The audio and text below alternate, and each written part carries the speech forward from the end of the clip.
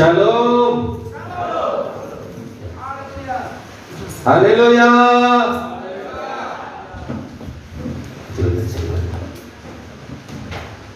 Shalom. Haleluya. Apa kabar saudaraku? Semuanya sehat? Semuanya diberkati Tuhan? Puji Tuhan, puji Tuhan. Wajah saudara cerah hari ini. Apakah karena hudokan atau cokan? Baik, mari kita deklarasikan firman Tuhan ini.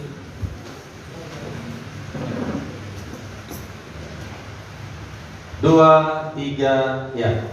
Saya terima dengan lemah lembut firman Tuhan yang berkuasa menyelamatkan jiwaku. Dalam hatiku aku menyimpan janjimu, supaya aku jangan berdosa terhadap engkau. Firman Tuhan adalah baik bagiku, lebih daripada ribuan keping emas dan perak. Perintahmu membuat aku lebih bijaksana daripada musuh-musuhku, sebab untuk selama-lamanya itu ada padaku. Betapa manisnya janjimu itu bagi langit-langitku, lebih daripada madu bagi mulutku. Aku beroleh pengertian dari titah-titahmu, itulah sebabnya aku benci segala jalan dusta. Firmanmu itu pelita bagi kakiku, terang bagi jalanku. Amin.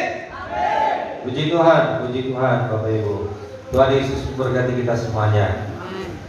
Nah, renungan firman Tuhan kepada kita pada hari ini, keberanian untuk bertobat, sehingga berani berdoa menghampiri tahta kasih karunia. Kita perlu memahami tentang keberanian ini. Amin. Ibrani 4 ayat 16 berkata, sebab itu marilah kita dengan penuh keberanian menghampiri tahta kasih karunia, supaya kita menerima rahmat dan menemukan kasih karunia untuk mendapatkan pertolongan kita pada waktunya. Kita senang ayat ini, apalagi dikatakan mendapatkan pertolongan tepat pada waktunya. Semua pengen ditolong? Semua pengen dibantu? Puji Tuhan. Ada yang tidak butuh pertolongan? Angkat tangan yang tidak butuh pertolongan. Oh, puji Tuhan. Semuanya kita butuh pertolongan. Amin. Inilah sebuah ajakan. Dikatakan marilah kita.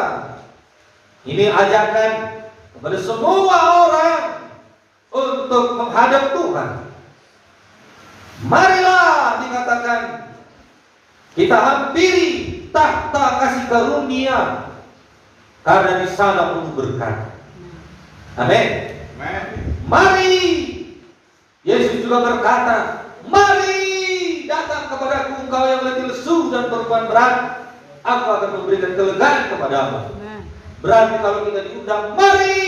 Berarti saudara yang kekasih, berarti orang-orang yang datang itu adalah orang-orang yang merindukan banyak berkat, merindukan jalan keluar, merindukan kasih Tuhan, merindukan mujizat Tuhan. Haleluya. Dari ayat ini kita dapat yang pertama sekali dikatakan keberanian. Bahasa Yunaninya lebih jelas dia. Artinya keberanian terus terang, jujur, tidak takut, dengan leluasa, dengan bebas. Itulah dia artinya keberanian di dalam bahasa Yunani. Jujur, terus terang. Saudara yang kasih, penuh keberanian artinya tanpa rasa takut dan tanpa bimbang, penuh dengan keterbukaan. Jika kesalehan kita membuat kita berani, kebalikannya, kesalahan kita membuat kita menjadi takut. Artinya, kalau kita masih takut, berarti kita masih mengandalkan kekuatan kita sendiri. Itu bukan kehendak Tuhan, itu bukan rencana Tuhan. Haleluya. Haleluya. Kenapa banyak orang takut menghadap Tuhan? Kenapa anak-anak kita takut menghadap kita? Karena ada kesalahan. Itu biasanya.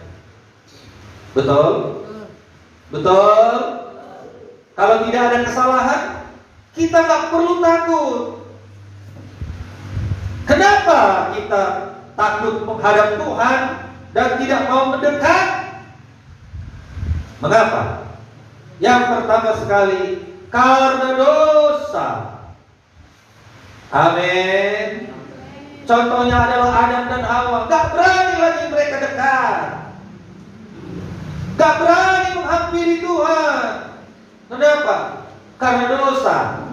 Dosa itu, saudara, membuat kita takut. Karena apa lagi, saudaraku? Karena tidak mau bertobat. Orang yang tidak mau bertobat adalah orang yang tidak berani menghadap Tuhan. Betul? Haleluya. Berarti kalau dia berani menghadap Tuhan di dalam keberdosaannya, itu sudah sangat murid simbolis betul-betul itu. Itu jalan tol menuju neraka. Tapi kalau masih ada rasa takut, saudaraku, berarti di dalam dirinya itu ada dosa yang menghalangi dia untuk datang kepada Tuhan. Dan orang yang seperti itu, saudara yang kasih, ada saatnya ketika Roh Kudus itu menjamah hatinya, dia datang kepada Tuhan dan dia bertobat. Haleluya. Karena apa lagi, saudara? Karena tidak melayani Tuhan dengan benar. Amin. Melayani Tuhan dengan tidak benar pun kita memiliki rasa takut. Karena ada kesalahan kita. Kita tidak akan berani menyanyi, kita tidak akan berani melayani, bermain musik. Kita tidak akan berani bersaksi. Kita tidak akan berani menyampaikan firman kalau kita tidak melayani dengan benar. Ada sakit hati membuat kita tidak berani untuk melayani. Betul, saudaraku? Karena tidak menjalankan kehidupan dengan benar, tidak menuruti perintah Tuhan, itu membuat kita tidak berani menghadap tahta kasih karunia. Seringkali iblis menghalangi untuk kita datang kepada Tuhan. Ini salah satu beberapa poin hal-hal yang membuat kita, saudara yang kasih, tidak mau datang menghadap Tuhan. Padahal kalau kita menghadap Tuhan, menghadap tahta kasih karunia, saudara yang kekasih, Tuhan membuka hatinya, Tuhan membuka tangannya untuk menerima kita. Bilang kepada kanan kiri saudara, Tuhan menerima kita. Katakan lagi, Tuhan membuka hatinya bagi kita. Haleluya. Jadi mengapa tidak berani, saudaraku? Mengapa cenderung takut, bimbang, khawatir? Mengapa? Karena memang juga kadang kita tidak yakin Tuhan mendengar, Tuhan menjawab doa. Betul? Kenapa masih takut? Kenapa masih bimbang? Kenapa masih khawatir? Kenapa tidak mau datang kepada Tuhan? Karena memang satu lagi, tidak yakin. Apa saudaraku? Tidak yakin Tuhan itu mendengar doa. Tidak yakin Tuhan itu, saudara, menjawab doa kita. Itu sebabnya banyak orang karena ketidakyakinannya menghalangi dia untuk datang ke hadapan tahta kasih karunia. Kenapa Pak Pendeta berkata demikian? Tidak yakin. Contoh, yakinkah saudara bahwa Tuhan memberi keselamatan? Kurang mantap. Yakinkah saudara Tuhan Yesus memberikan keselamatan? Yakin. Mengapa tidak segera bertobat? Mengapa? Karena dosa itu, saudaraku, memisahkan kita dari kasih Tuhan. Mengapa tidak segera datang kepada Tuhan? Kalau kita berkata, dari Tuhan lah, dari Yesus lah, keselamatan itu. Ini membuktikan ada ketidakyakinan di dalam hati bahwasanya Tuhan itu tidak menyelamatkan. Tidak ada keyakinan, ada kebimbangan bahwasanya Tuhan itu tidak menjawab doa. Mengapa saudara yang terkasih tidak yakin? Coba tanya teman yang kanan kiri, mengapa engkau tidak yakin? Atau benarkah engkau benar-benar sudah yakin?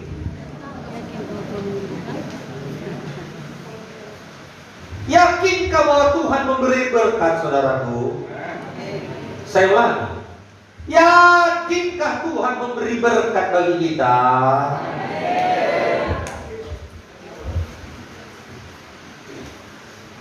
Tapi kenapa banyak anak Tuhan gak suka menabur? Firman Tuhan berkata, apa yang ditabur dia tuai. Menabur banyak, menuai banyak. Kenapa tidak yakin? Padahal kita yakin Tuhan mau memberkati kita. Tapi untuk menabur kita tidak yakin itu jadi bagi kita.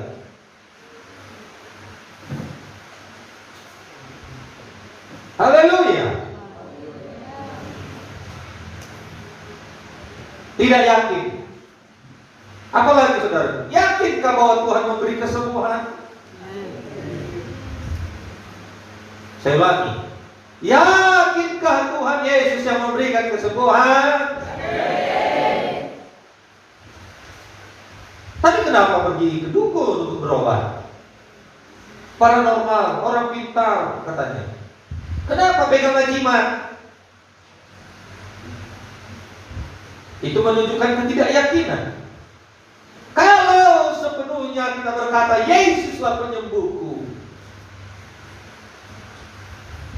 dengan iman percayailah itu, sekalipun saudara tidak sembuh. Satu orang, amin. Pasti sembuh. Dan kalau kita berkata tidak sembuh, keyakinanku tidak bergeser kepada Tuhan Yesus. Tuhan Yesus melihat dari atas, tak tega dia. Iman anakku ini luar biasa. Udahlah, kau minta tak sembuh, aku yang berikan kesembuhan kepadamu. Amin. Amin. Ketidakyakinan di hati dan pikiran kita itu mempengaruhi kita, saudaraku, untuk datang ke hadapan tahta kasih karunia. Ketidakyakinan kita itu menghalangi berkat bagi diri kita sendiri.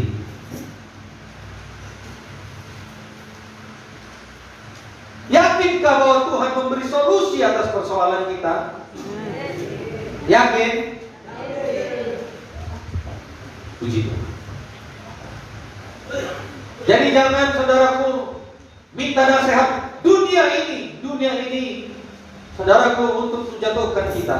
Tapi lihatlah, dengarlah nasihat daripada firman Tuhan. Apa yang dikatakan firman Tuhan, itulah kita praktekkan. Haleluya. Jangan ada di antara kita lemah keyakinannya kepada Tuhan Yesus. Katakan sama teman yang kanan kiri, penuhlah keyakinanmu kepada Tuhan Yesus. Amin. Amin. Haleluya.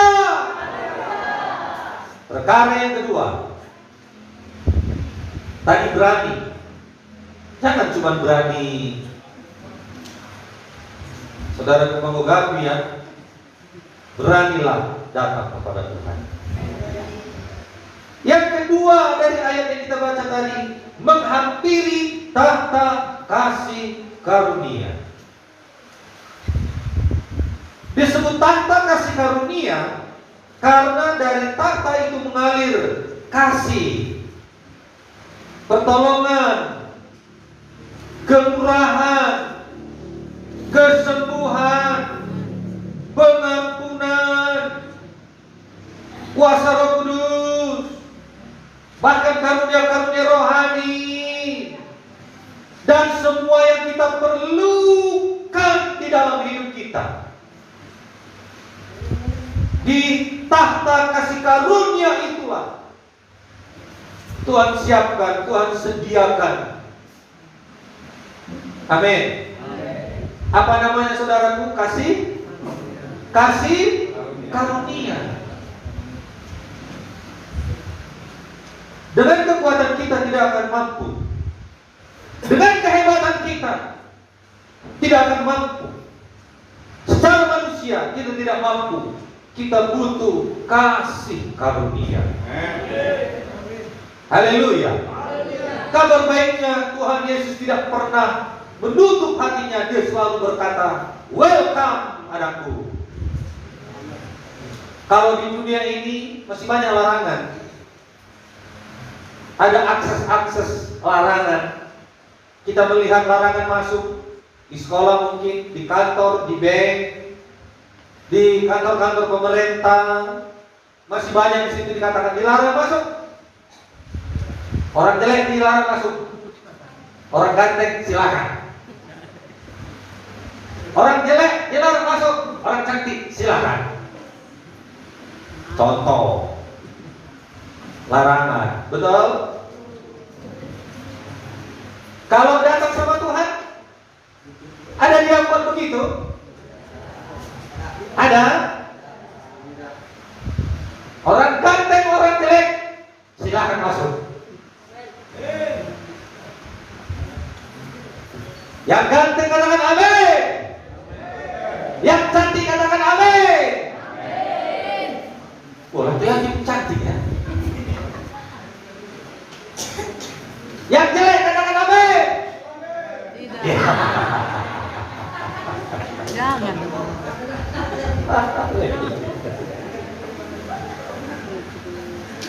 Di dunia, saudaraku, banyak akses dilarang. Betul? Tapi kalau kita datang kepada Tuhan, tidak ada larangan. Dalam perjanjian lama, akses kepada Allah begitu terbatas. Berbeda sekali di dalam perjanjian baru. Sebelum Allah turun ke Gunung Sinai dalam awan dan api untuk memberikan ke-10 perintah Allah, Ia berkata kepada Musa, "Jagalah baik-baik, jangan kamu mendaki gunung itu, atau kena kepada kakinya, sebab siapapun yang kena kepada gunung itu, pastilah dihukum mati."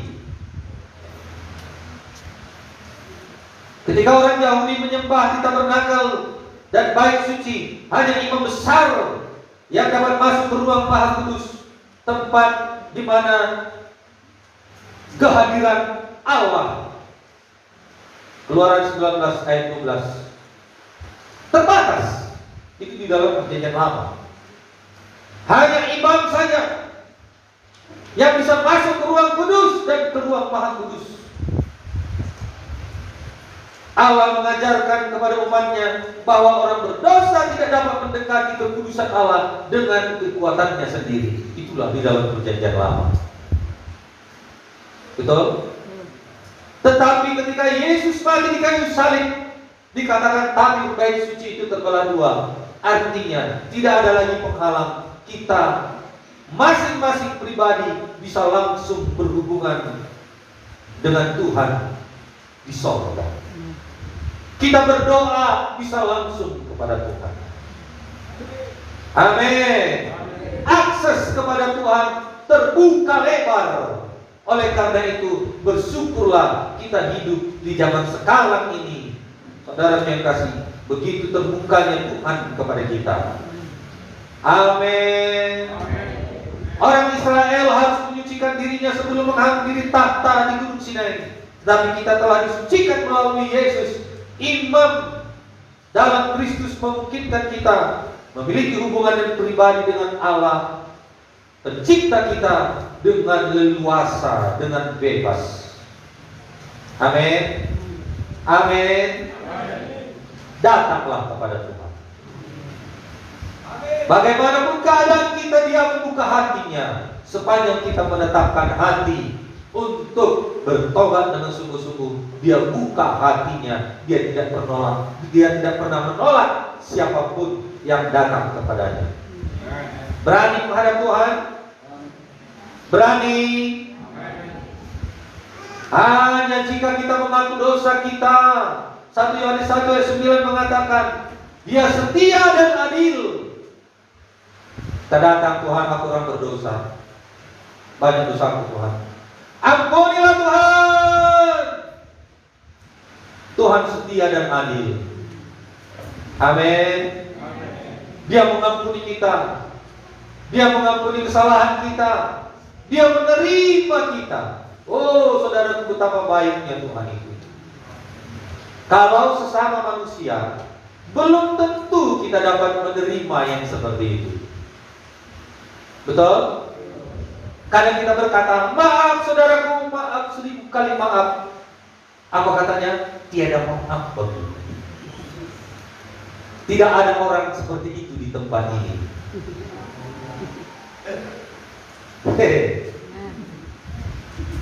Coba katakan sama kanan kirinya. Katakan padanya, maaf 1000 kali maaf kalau ada kesalahanku, saudaraku. Apa katanya? Tiada maaf lagi. Begitu katanya? No, amin. Kalau dia berkata, gak usah 1000 kali maaf, 1 kali maaf saja sudah cukup. Jadi kalau ada saudara kita di tempat ini yang tidak menerima maaf saudara, jangan kecil hati. Begitulah memang di dunia ini. Begitulah memang saudara yang kekasih, manusia ini. Tapi berbeda dengan Tuhan. Berbeda dengan Bapa kita. Berbeda dengan Tuhan Yesus yang penuh kasih, yang penuh pengampunan, yang penuh kebaikan. Haleluya. Haleluya. Jadi jangan takut datang kepada Tuhan. Amin. Kita berani datang kepada Tuhan. Haleluya. Saudara yang kekasih, katakan lagi kepada temannya, begitupun kalau ada kesalahanku, mohon maaf ya. Amin. Dikatakan lagi di dalam ayat yang kita baca tadi, menerima rahmat dan menemukan kasih karunia. Disinilah kebaikan-kebaikan itu dicurahkan kepada kita.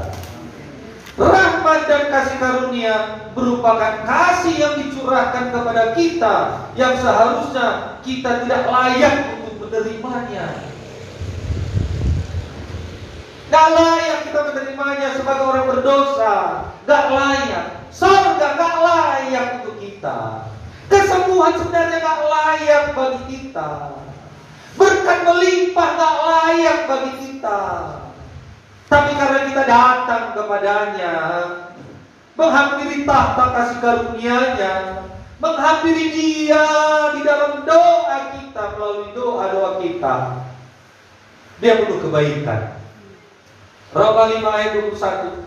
Demikian kasih karunia akan berkuasa oleh kebenaran untuk hidup yang kekal oleh Yesus Kristus Tuhan kita. Amin.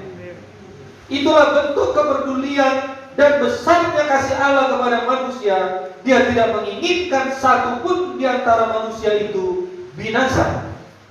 Lewat Yesus Kristus, Juru selamat kita itu, saudara yang kasih, dianugerahkan keselamatan kepada kita. Amin. Haleluya. Jika kita terus merasa tidak layak atau merasa tidak pantas menerima keselamatan, itu sama artinya kita menolak kasih karunia. Menjauhkan diri atau menolak kasih karunia Allah akan menimbulkan akar pahit, menimbulkan sakit hati, suka menyendiri, gampang emosi, sulit maju dan selalu memegang dan selalu berperasaan negatif. Itulah dia jika merasa tidak pantas dan menjauhkan diri dari kasih karunia. Jangan jauhkan dari kasih karunia, mendekatlah dari kasih karunia. Amin. Kita perlu kasih karunia. Amin. Kita butuh kasih karunia. Haleluya. Karena di dalam kasih karunia banyak kemustahilan yang hanya bisa dilewati dengan kasih karunia Tuhan, bukan dengan kekuatan kita. Banyak hal di dalam kehidupan kita ini, kesulitankah, persoalankah, pertolongankah, mujizat-kah, hanya bisa dilewati dengan kasih karunia. Bukan karena kebaikan kita, bukan karena kehebatan kita, bukan karena kayanya kita, tapi kita butuh kasih karunia. Amen. Tapi bukan juga karena miskinnya kita, bukan karena jeleknya kita, bukan. Amin. Haleluya. Kita butuh pemulihan. Amin. Dengan kasih karunia ini kita bisa dipulihkan. Dengan kasih karunia kita masuk kembali kepada rencana Tuhan. Haleluya.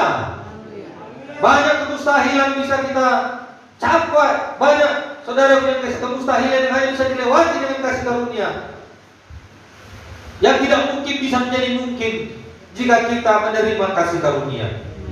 Setiap keadaan yang menekan, mendesak, dan menjepit kita, hanya kasih karunia yang dapat meneguhkan kita. Kasih karunia akan mengerjakan semua yang di luar kemampuan dan kekuatan manusiawi kita, di luar kemanusiawian kita, saudara yang kasih. Hanya kasih karunia yang mampu melepaskan kita. Haleluya. Ketika kita berserah dan mengizinkan kasih karunia mengambil alih, maka semuanya bukan lagi tentang kita, tapi di mana Tuhan yang bekerja bagi kita. Begitu indahnya, begitu dahsyatnya, begitu baiknya Tuhan. Tapi mengapa kita berat sekali datang kepada Tuhan? Mengapa kita berat sekali memuji Tuhan? Di sini tidak ada lah ya. Di sini suka bersekutu dengan Tuhan. Amin. Suka memuji menyembah Tuhan. Amin. Haleluya.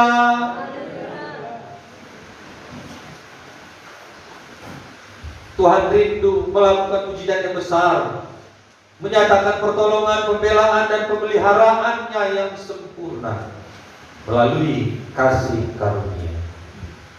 Yeremia 9 ayat 23 sampai 24.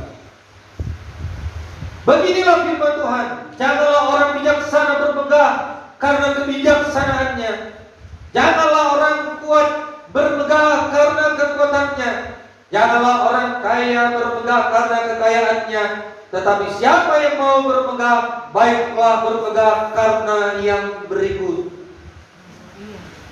bahwa ia memahami dan mengenal aku, bahwa akulah Tuhan yang menunjukkan kasih, setia, keadilan, kebenaran.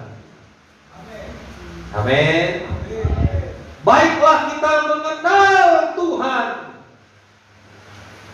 Kalau kita mengenal Tuhan, bermegahlah. Bukan karena sebuah kehebatan manusiawi kita yang kita baca di atas, saudara yang kekasih, tapi kita bermegah karena kita mengenal Tuhan. Kasih karunia Tuhan itu berjalan bersama dengan keadilan dan kebenaran. Artinya jika kita melakukan yang benar, Tuhan tidak akan mengabaikan dosa-dosa kita, karena Dialah Dia adalah Tuhan yang adil dan benar. Penghakiman adalah haknya. Apakah kita sebagai orang percaya yang tidak setuju bahwa pertolongan Tuhan tidak pernah terlambat? Amin.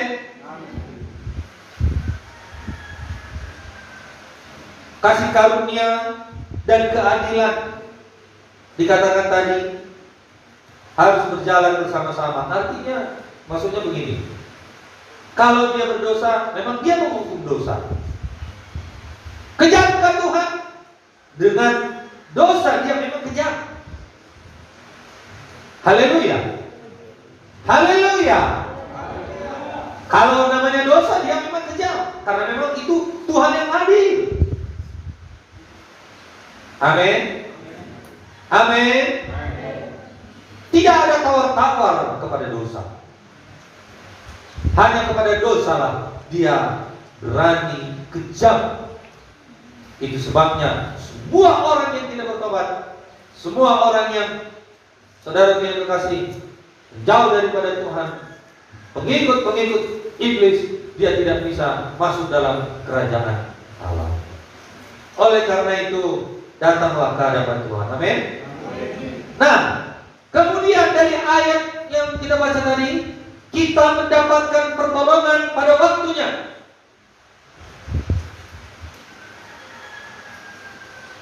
Yakinkah Tuhan bisa menolong? Yakinkah Tuhan menolong tepat pada waktunya? Saya ulangi. Yakinkah Tuhan dapat menolong kita tepat pada waktunya? Tuhan akan selalu tepat waktu, saudaraku. Dia tidak pernah terlambat dalam kehidupan kita. Mazmur 54 ayat 4. Sesungguhnya Allah adalah penolongku, Tuhanlah yang menopang aku. Memang benar Tuhan selalu menyertai dan menolong kita tepat pada waktunya. Namun kadangkala kita yang tidak sabar, kita yang selalu menuntut ikos sonari. Betul nggak? Betul nggak? Tuhan tidak pernah salah. Dulu saya pikir-pikir, penderitaan saya ini akan teruslah saya menderita. Sudah di dunia miskin, di dunia kurus kering. Sampai kapan aku mengikut Tuhan bisa berubah? Itu dulu dalam pikiran saya. Haleluya. Haleluya. Haleluya. Saya selalu menuntut Tuhan, segeralah Tuhan, ubahkan nasibku ini. Kadang-kadang kita di dunia ini seperti itu. Bagi yang jomblo, kadang-kadang saudara berkata, Tuhan, besoklah kirimkan jodohku itu. Sudah berapa umur ini? Kau hitungnya umurku Tuhan? Atau lupa kau umurku? Betul nggak? Saudaraku, Tuhan tidak pernah lupa. Tuhan tidak pernah lalai. Sepanjang kita adalah orang-orang yang takut akan Tuhan dan selalu datang bersandar kepadanya, memohon kepadanya, saudara yang kasih, dan menghampiri tahta kasih karunia-Nya selalu, dia tidak pernah terlambat. Andai kata saya menyerah 10 tahun yang lalu, maka saya tidak bisa berdiri di sini di hadapan saudara. Amin. Andai kata 15 tahun yang lalu ketika saya sekolah Alkitab, di mana makan pun susah, saya mesti berjalan kaki kemanapun, melihat menderitanya saudaraku, kurus kering, cungkring.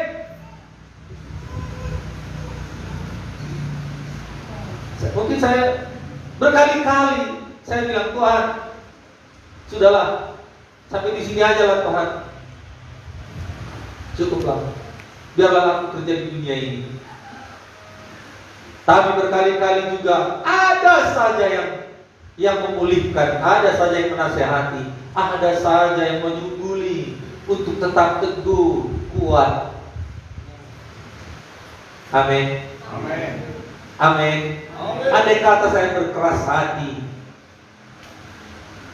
agak betulnya Tuhan itu, maka selesailah, saya tidak berjumpa dengan saudara lagi.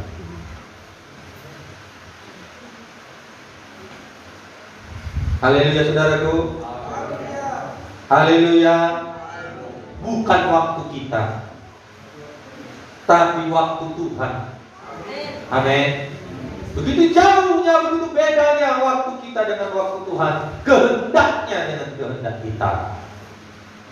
Serahkan aja kehendak kita kepadanya. Dia tidak pernah terlambat. Amin. Saya percaya semua kita, jika ada persoalan, maka kita akan berdoa dan segera meminta Tuhan mengeluarkan kita dari persoalan tersebut. Inilah suatu tindakan yang benar. Tapi jangan memaksa dia untuk segera datang jawaban itu. Amin. Kalau kita menginginkan segera, besoklah Tuhan, cepatlah Tuhan, maka kita bisa kecewa. Mengapa kita kecewa? Karena belum tentu Tuhan mengeluarkan kita dari persoalan yang kita hadapi pada waktu yang kita inginkan. Sekalipun itu sangat berat, sekalipun itu mau mati rasanya, belum tentu Tuhan mengeluarkan kita dari sana. Pernahkah saudara mengalami yang seperti itu? Saya sering sekali, saudara.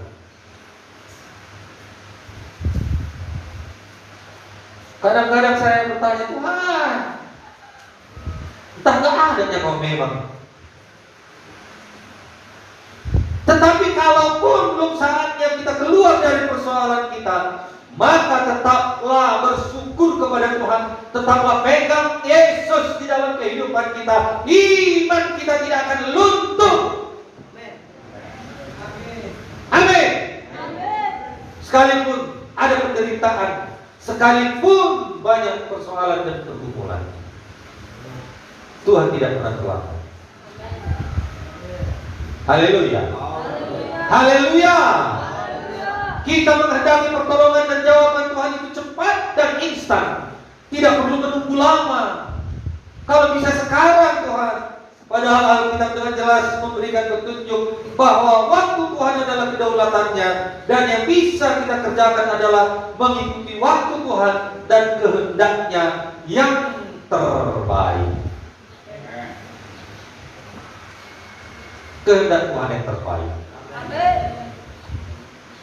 Ada kalanya jawaban itu Tuhan katakan tunggu. Bilang sama temannya kanan kiri, jawaban Tuhan kadang-kadang dia berkata tunggu. Menunggu ini gak enak. Menunggu ini perlu sabar. Menunggu ini, saudaraku, membuat kita bosan. Apalagi yang sakit. Kapan yang sembuh? Sudah berdoa, sudah puasa. Betul nggak? Bosan. Kadang-kadang kalau kita bosan, sudah gak ada lagi gairah begitu Tuhan. Itu adalah tipu daya iblis. Amin. Ada kalanya dia berkata tunggu.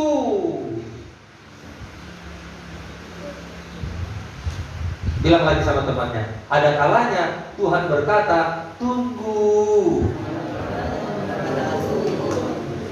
Namun yang pasti dia tidak pernah terlambat. Amin. Janjinya digenapi bagi kita. Haleluya. Tunggu itu bukan berarti tidak ada jawaban. Namun itu pun adalah jawaban Tuhan, bahwa waktu menunggu jauh lebih baik daripada melangkah dengan kehendak dan kemauan kita sendiri. Amin. Amin. Oleh karena itu yang jomblo-jomblo ini jangan merasa rendah diri. Berarti dalam posisi menunggu. Kalau kita jalan kehendak kita, lihatlah, ada banyak suami istri gak sabar dia menunggu, akhirnya apa? Bertengkar, bercerai, salah pasangan. Tadinya kita minta tulang rusuk, ternyata tulang kaki. Menunjang terus. Tiap hari ada tunjangan. Masih penting tunjangan hari raya, Lebaran kan gitu. Ini tiap hari tunjangan, Pak. Kenapa? Bukan tulang rusuk yang datang, tulang kaki.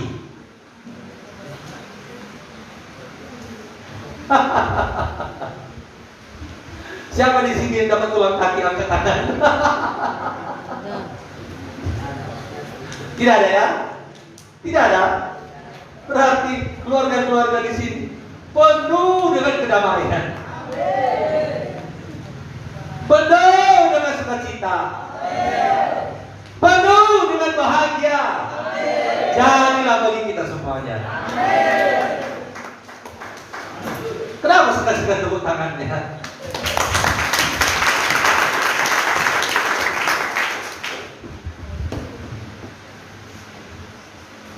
Percayalah bahwa firman Tuhan itu berisi ribuan janji dan tidak ada satu pun yang tidak ditepati. Mazmur 12 ayat 7.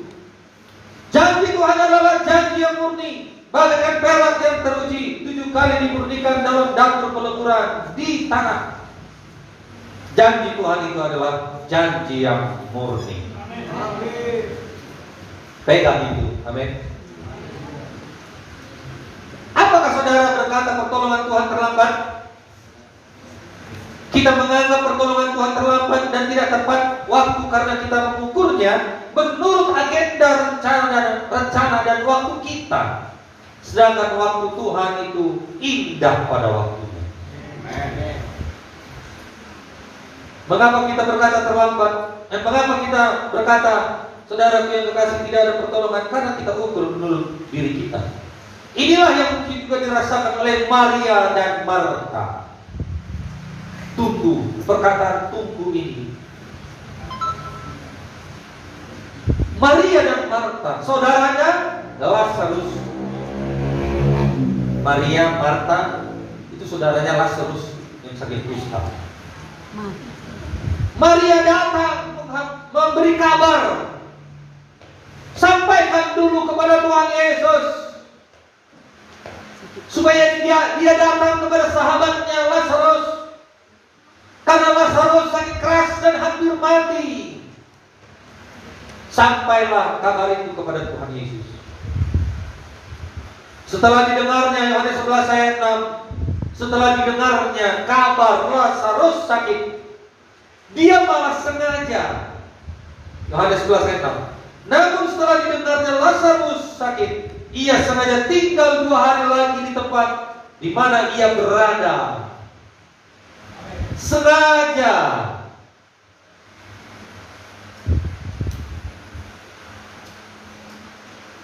Apa saudara tahu? Sengaja. Heran juga ya. Kita sudah minta tolong, sudah kita berdoa, yang mendesak, emergensi. Dia sengaja menunda. Ini Tuhan Yesus sengaja menunda. Berapa hari dia tunda? 2 hari. Akhirnya apa? Lazarus bagaimana? Mati. Teganya Yesus. Coba kita katakan gitu ya. Teganya Kau Yesus. Kau tunda aku, pertolonganku, mujizatku. Begitu? Saudara, kenapa dia tunda?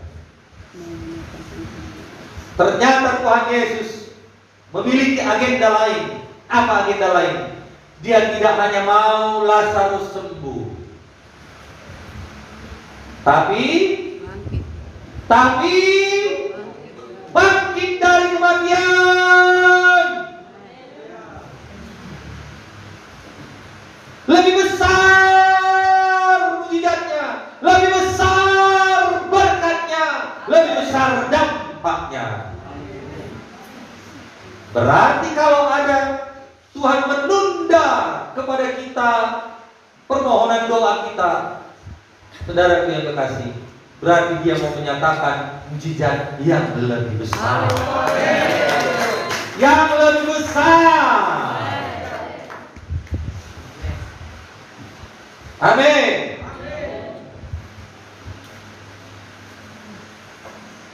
Dan di dalam menanti-nantikan Tuhan, waktu yang dari Tuhan, percayalah Tuhan memberikan kekuatan dan anugerah yang memampukan kita untuk berjalan dengan iman. Berjalanlah dengan iman. Tuhan tidak pernah tinggalkan kita. Mungkin ada waktu tunggu dalam hidup kita. Bahkan sekarang ini pun kita dalam posisi menunggu. Ada nggak yang masih dalam posisi menunggu? Atau sudah ada jawaban doa? Puji Tuhan yang sudah dijawab doanya. Tapi mungkin masih banyak juga posisi kita menunggu. Tapi jangan menunggu THR. Amin. Menunggu mujizat Tuhan yang besar bagi kita. Haleluya. Mari kita bangkit.